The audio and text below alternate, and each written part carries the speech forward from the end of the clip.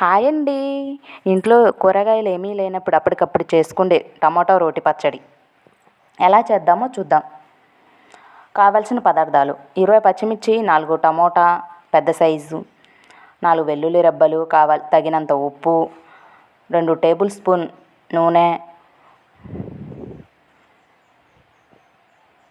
తీసుకొని సన్నగా కట్ చేసి పెట్టుకోండి.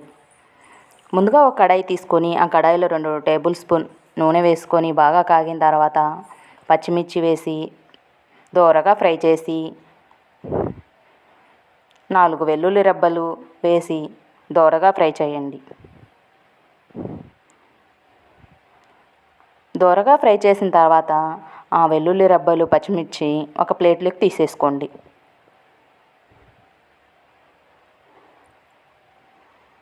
మనం ముందుగా తరిగి పెట్టుకున్న టమోటాని తీసుకొని కడాయిలో వేసి బాగా ఫ్రై చేయండి.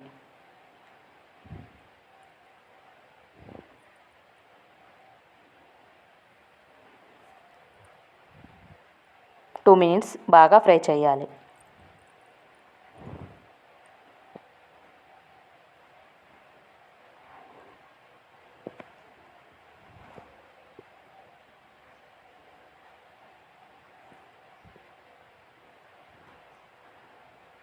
కొంచెం చింతపండు తీసుకొని టమోటాలో వేసి 2 మినిట్స్ ఫ్రై చేయండి.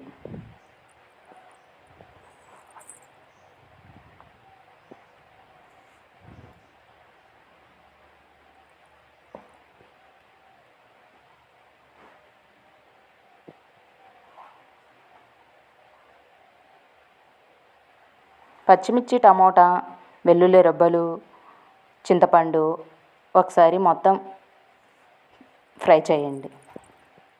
ముందుగా మనం శుభ్రం చేసి పెట్టుకున్న రోట్లో మనం ఫ్రై చేసి పెట్టుకున్న టమోటా, వెల్లుల్లి, మిర్చి,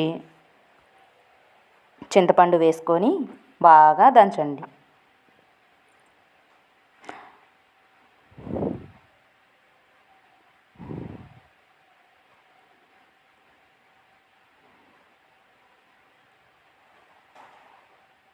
తగినంత సాల్ట్ వేసి మెత్తగా మెదిగేలాగా దంచాలి.